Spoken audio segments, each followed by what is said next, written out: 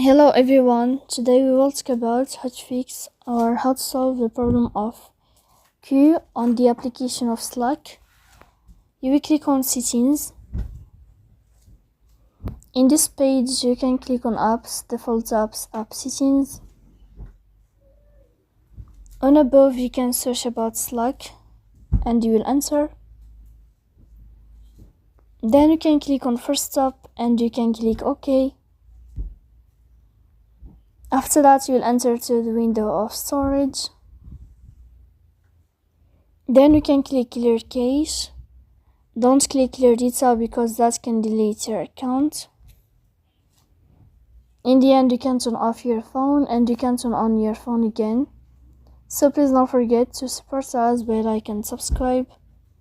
See you next time in another video, and thank you for your attention and your watching.